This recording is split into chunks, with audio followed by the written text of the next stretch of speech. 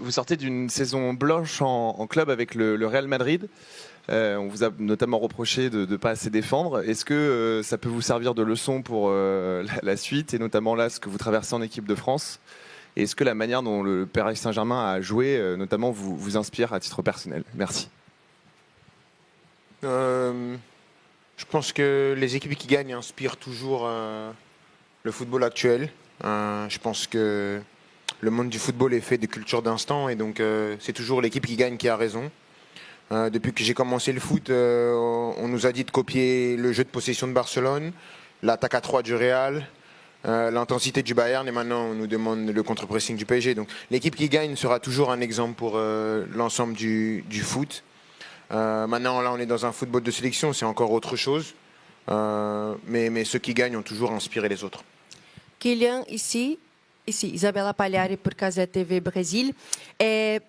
Est-ce que tu trouves que ces groupes ils ressemblent plus à l'équipe de 2018 ou à 2022?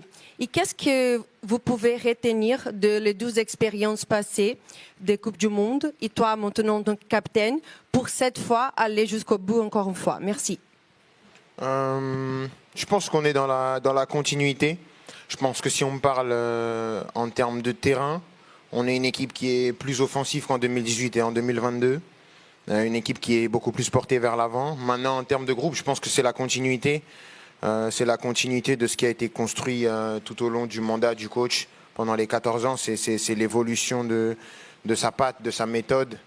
Et l'arrivée aussi, bien sûr, de pas mal de jeunes talents. On sait que le chemin va être très long. On a gagné seulement un match. Demain, on a un match qui va être compliqué. Mais on est en chemin pour ce qu'on veut faire. Je pense que on n'essaye pas trop de regarder trop loin, parce qu'une Coupe du Monde, c'est très imprévisible. On veut juste jouer les matchs les uns après les autres et à chaque fois écrire notre histoire à chaque match. Bonjour Kylian, Fabrice Hawkins, RMC Sport. À votre gauche, il y a beaucoup de questions depuis plusieurs mois sur votre positionnement, ce qui fait beaucoup débat. Ça fait un moment maintenant que vous jouez numéro 9 avec beaucoup de succès, il faut le dire. Est-ce qu'on peut dire désormais que c'est votre position préférentielle? Je sais pas. C'est sûr que je me sens bien en ce moment, mais je pense pas que ce soit dû à la position. Je me sens bien tout simplement physiquement, mentalement. J'ai fait 3 Coupes du Monde. J'en ai joué une à droite, j'en ai joué une à gauche. Pour l'instant, je commence devant. Donc ça montre que la position dans laquelle je joue n'est pas très importante. Tout est une question d'animation. Tout est une question des profils avec lesquels tu es associé, de comment s'organise l'animation offensive et défensive. Quel type d'adversaire tu vas jouer, parce que c'est une stratégie complètement différente, même si je pense qu'on est amené à être une équipe qui doit imposer son style, donc c'est quelque chose qu'on a envie de faire, mais je pense que c'est une question qui est quand même complexe, parce qu'on peut y répondre de bien des manières. Moi, je me sens bien sur les 3 postes de l'attaque, et du moment que je joue, je suis sur le terrain, le reste, je pense que ça peut aller naturellement. Bonjour Kylian, Xavier Monferrand de Radio France à ta droite. On est au pays des super-héros, je ne vais pas te demander de choisir ton préféré, mais tu es resté sur une finale, certes perdue, où tu as claqué un triplé, tu reviens en Coupe du Monde, tu claques un doublé. Est-ce que tu as l'impression d'être un peu capitaine Coupe du Monde en mission pour battre des records? Non, j'ai juste l'impression d'être un joueur qui a pleinement mesure de ce qu'il joue, c'est-à-dire une Coupe du Monde, de représenter plus de 67 millions de Français, donc essayer de donner la meilleure image de mon pays et de marquer l'histoire de mon pays. J'ai pleinement conscience de ce qu'est une Coupe du Monde pour mon pays et pour tous les pays. J'essaye toujours de les jouer à fond, de prendre beaucoup de plaisir aussi, parce que je pense que des fois, pas mal de joueurs, et ça je pense que ça vient avec l'expérience, avec la pression que nécessite une Coupe du Monde au niveau émotionnel et au niveau résultat, profitent pas tellement. J'essaye toujours de profiter jour après jour, d'avoir la chance de jouer ce genre de compétition, d'être sur le devant de la scène. Après, je sais que j'ai de la qualité, mais maintenant il faut le démontrer sur la plus grande des scènes qui est la Coupe du Monde. Et je ne pense pas qu'un doublé au premier match de poule soit suffisant pour montrer l'étendue de mon talent sur la grande scène. Bonjour Kylian, Benjamin Coirez pour Le Parisien. Sur le premier match, on a vu ta connexion assez naturelle avec Michael Olise. Qu'est-ce que tu peux nous dire justement de votre entente? Est-ce que c'est facile de jouer avec lui? À quel point tu prends du plaisir quand tu es à ses côtés? Merci. Non, c'est un joueur exceptionnel qui a un profil, je pense, qui plaît à tout le monde. Maintenant, on a eu cette connexion avec Michael parce qu'on a réussi aussi à être parfaitement coordonnés, les 4, en attaque, en termes de mouvement, en termes de rotation, en termes d'animation. Ce qui a permis, bien sûr, sur ce match-là, on a plus vu Michael et moi, mais je pense qu'avec ce type d'animation où il y a beaucoup de mouvements, beaucoup de rotation, peut-être que demain on verra 2 autres joueurs en attaque qui brilleront plus. C'est l'avantage de cette équipe, c'est d'avoir autant de talent qui sait qu'un jour ça peut être le jour de l'un, un autre jour ça peut être le jour de l'autre. Et on est très conscient de la qualité qu'on a devant. Maintenant, Michael, c'est un joueur super et bien sûr qu'il a la possibilité et la qualité à chaque match de créer quelque chose, de faire quelque chose de différent. Et on est très content de l'avoir avec nous. Bonjour Kylian, ici Damien Degore, l'équipe.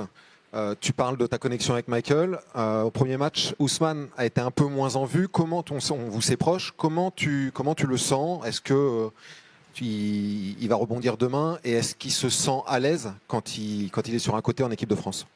Oh, je sais pas s'il a été moins vu. Je pense que j'ai revu le match 2 fois, une fois tout seul et une fois avec des personnes du staff.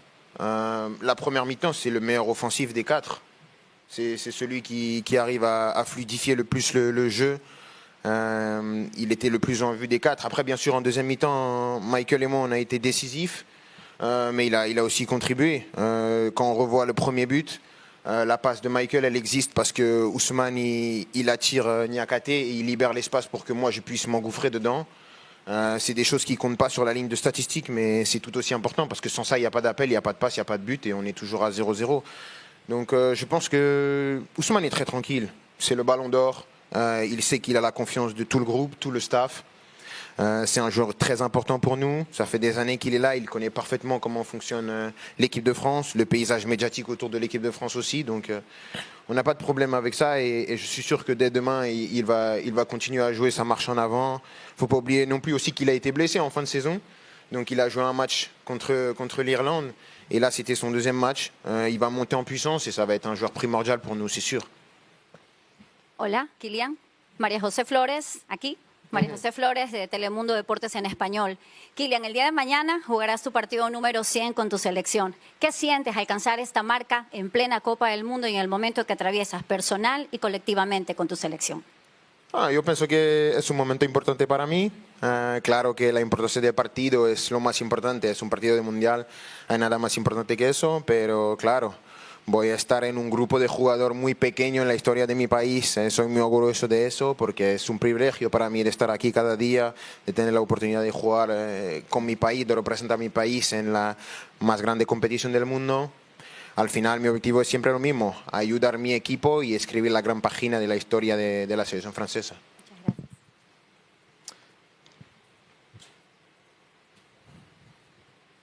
Bonjour Kylian, bon, c'est finalement ici. Jean-François Pérez, le JDD. J'ai 2 questions autour des stats. Je sais que tu aimes bien ça. Au-delà évidemment de la conquête collective de la Coupe du Monde. Demain, si tu es titulaire, si tout va bien, ça sera ta 100e sélection. Je veux savoir ce que le petit Kylian Mbappé aurait dit à ce que tu es devenu aujourd'hui, d'avoir 100 sélections déjà potentiellement sous le maillot bleu. Et puis tu as 2 buts du record qui est désormais co-détenu par Messi et Klose sur une phase finale de Coupe du Monde. Est-ce que ça aussi pour toi c'est important? Quelle importance ça a dans ta carrière et pour toi en général? Merci. Pour les 100 sélections, c'est comme je disais, la question avant, c'était en espagnol. C'est toujours un plaisir de pouvoir avoir l'opportunité de jouer en sélection. Il n'y a pas plus grand que l'équipe nationale. Maintenant, une 100e, c'est un chiffre historique. Encore plus quand c'est en Coupe du Monde, qu'on a l'opportunité de jouer ce match-là. Donc c'est sûr que ça va être spécial pour moi. Maintenant, l'importance et l'enjeu du match va primer. Surtout, on doit gagner pour se qualifier. C'est clair dans mon esprit. Et après, pour le record, je pense que je savais déjà que Léo allait marquer des buts. C'est Léo Messi, il marque toujours des buts. Donc ça c'est plus une question pour Léo. C'est lui qui l'a. Moi, je suis derrière.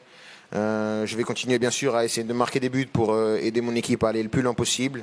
Et bien sûr qu'en marquant des buts, tu t'approches de ce genre de record. Mais le plus important pour moi, comme je l'ai dit, c'est d'amener mon équipe le plus loin possible, de gagner la Coupe du Monde. Bonjour Kylian. Ici, Baptiste Després, Le Figaro. On parle de ta 100e, 3e Coupe du Monde, 27 ans. Tu comptes en faire combien des Coupes du Monde? Et est-ce que comme Ronaldo et Messi, on va te voir jusqu'à 40 ans sur le terrain avec l'équipe de France si ton corps le permet? Je ne serai pas à 40 ans, vous m'aurez chassé avant. Non, je ne me projette pas. Je pense juste à cette Coupe du Monde-là. C'est très important pour moi de bien jouer dans cette Coupe du Monde, d'essayer d'emmener mon équipe et de gagner, comme j'ai dit. J'ai aucune projection avec l'équipe de France, je pense juste à l'instant présent. juste à profiter de la Coupe du Monde et vraiment de bien jouer. Non, je pense pas à ça. Hello, my name is Halvor Ekland from Norwegian Broadcasting Corporation. You scored 2 goals in the opening match. The same did Harry Kane and Erling Haaland. Messi scored 3. So who's the best out of you guys right now, and how do you see that duel against Haaland on Friday? The best of the 4 players? Yeah. Lionel Messi. It's clear. It's the best of the best in the world with Cristiano. It's clear. I think that he showed during 15 years that he had an amazing quality. Me, I try to do what I can do. I show my quality on the biggest stage, helping my team to win another World Cup. For the rest, it's debate for the people, debate for the journalists, debate for the fan of football. And I think it's good to debate about the players to see who is the best, who perform better. But for me, it's not a question in my head. It's just about how I can help my team tomorrow against Iraq and how I can bring the trophy home in July. And how do you see that duel with Haaland on Friday? I don't think about Haaland on Friday. I think only about Iraq. Maybe them, they think about us, but us, we think only about Iraq for the moment. Buenos días, Aurelio Capaldi, es tu tercero mundial. El primero lo ganaste, el segundo casi, el tercero lo vas a ganar de nuevo. Espero. No sé, ¿qué opinas tú? ¿Tú piensas que vamos a ganar? Hay muchos equipos. No podemos hacer conclusión después de un partido que hemos ganado, que hemos jugado bien, pero como lo ha dicho, hay otros equipos que están aquí que esperan de ganar el Mundial. Es una competición que es muy difícil de ganar, muy difícil de llegar al final, pero estamos listos, estamos preparados, tenemos un buen equipo, tenemos que tener mucha confianza, pero también humildad de saber que el camino es muy largo, pero yo pienso y tengo confianza en mi equipo que podemos llegar. Bonjour Kylian, Julien Froment pour Radio France. Sur cette Coupe du Monde a été introduit les pauses fraîcheur. Quel est ton point de vue par rapport à ça? Est-ce que ça casse le rythme selon toi? Est-ce que c'est bienvenu? Voilà, comment tu perçois ça? Merci beaucoup. Je sais pas. Des fois, si mon équipe elle domine, je dis que ça casse le rythme. Des fois, s'il fait chaud, je suis content. Je pense que sur ce type de choses qui sont techniques, mais qui sont aussi d'un autre domaine, faut pas demander l'avis des joueurs. On est vraiment des girouettes. On va changer d'avis à chaque fois. Il y a des joueurs qui vont vous dire peut-être que c'est pas bien, d'autres qui vont vous dire que c'est bien. Je dis pas que j'ai pas d'avis dessus, mais que c'est compliqué. Si demain on est dominé à la 25e, je serais bien content qu'il y ait une pause. Si demain on domine à la 25e, je serais frustré qu'il y ait une pause. Donc c'est difficile. Quand il y a des nouvelles règles comme ça, tout le monde râle à chaque fois. Ça met du temps à rentrer dans la tête des gens. Il faut voir sur la durée si vraiment ça perturbe le niveau du jeu ou si vraiment c'est juste une question d'adaptation et que les gens commencent à s'y faire. Donc je sais pas. Bonjour Kylian, Philippe Sansfourche pour RTL. Tu disais tout à l'heure avoir regardé le match 2 fois, on t'a vu monter, prendre de la hauteur pour regarder l'entraînement. Est-ce que ça te titille pour l'après-carrière de devenir entraîneur? Et puis un mot sur l'énergie aussi qu'il y a ici, en plus de l'énergie Coupe du Monde. On sent que cette culture du sport, du spectacle des États-Unis, elle vous parle. Est-ce que le fait de terminer sa carrière ici aux États-Unis, dans le plus longtemps possible, mais après le très haut niveau en Europe, est-ce que c'est quelque chose qui est aussi dans un coin de la tête? Non, pas forcément penser à être entraîneur. C'est juste un amoureux du jeu. J'aime regarder les matchs. J'aime comprendre ce que je regarde. J'aime apprendre. C'est juste comme ça. J'aime toujours. Toute ma vie a toujours tourné autour du foot. Et quand votre vie tourne autour de quelque chose, le plus important, c'est de comprendre ce à quoi ta vie tourne autour. J'essaye toujours de comprendre les moindres détails de pourquoi il se passe ce qui se passe, il s'est passé ce qui s'est passé, et peut-être il se passera ce qui se passera. Après, pour les États-Unis, bien sûr, c'est un pays qui a une culture différente de la nôtre en Europe. C'est vrai que j'ai toujours aimé cette culture-là, cette culture où l'ambition est sans limite, où on n'a pas peur de dire ce qu'on veut faire, ce qu'on peut faire. Ça passe pas partout, mais ici ça passe. Après, est-ce que je viendrai ici à la fin de ma carrière? Je sais pas. David souvent me demande si je veux venir un jour aux États-Unis, David Beckham, donc je sais pas. Peut-être un jour, qui sait, mais on verra, on verra. En tout cas, bien sûr que c'est un pays qui me plaît et je suis content d'être ici. Bonjour Kylian, Ilyes Peters de 90 minutes. Vous avez parlé tout à l'heure un peu de la première période d'Ousmane Dembélé. Vous avez dit que ça avait été le meilleur offensif des 4 en première période face au Sénégal.